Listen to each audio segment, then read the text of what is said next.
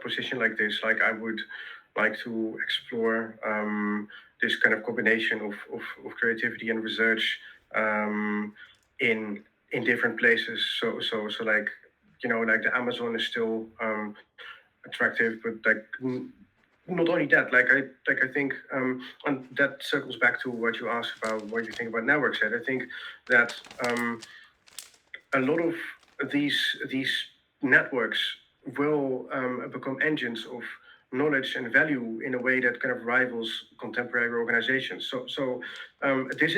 This in a way what I see with a lot of things that are happening now. It's always difficult to um,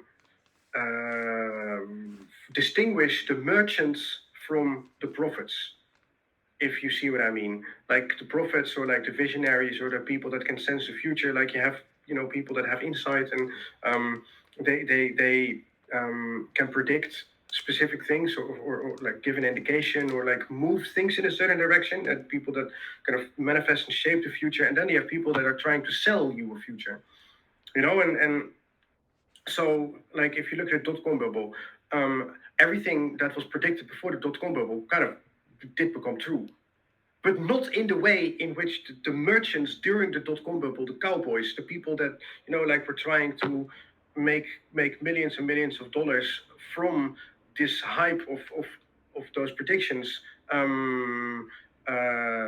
Like how they said it would happen. And this is the same for the network state. I think like somewhat of a network state will definitely happen in many different forms, like with or without blockchains, with or without technologies.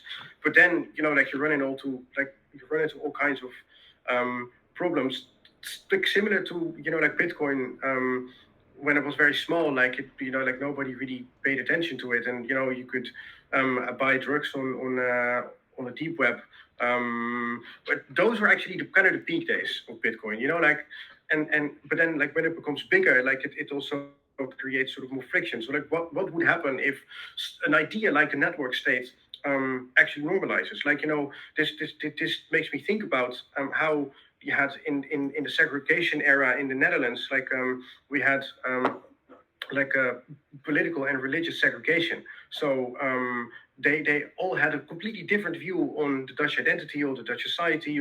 They had the Protestants, the Catholics, the kind of Enlightenment modern liberals, and then the socialists, and they had their own. So the other people that were in the same sort of proximity, like people kind of sorted out over neighborhoods, and but they had their different schools, their different supermarkets, their different this. So like but is that what it could look like? Or like what if you run into like issue of jurisdiction, like what if you have like I don't know, a food forest and like a permaculture garden and like a farmhouse, but then like someone raids it or someone claims it. Like are you going to call the police, even though the police is not part of like your like network states? Like or do you militarize yourself? Like are you going to station mercenaries? Like what are you going to do when it really normalizes? Like so this is what make me cringe at most things that come out of contemporary network state circles, because I think like,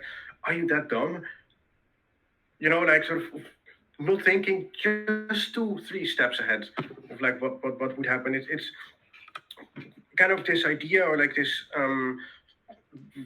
libertarian, like kind of thing of we are going to attract the smartest people beyond the reach of the government, and like gonna do everything by ourselves and things like I have the shirt that I actually got from you from the network state, like first is like start your own company, and then Bitcoin, start your own currency, and then number like start your own country. Like it's kind of you have these people that call themselves autonomous because they don't want to pay their bills. Like that is what it reminds me of, but then with like a blockchain attached to it. So yeah, I'm curious.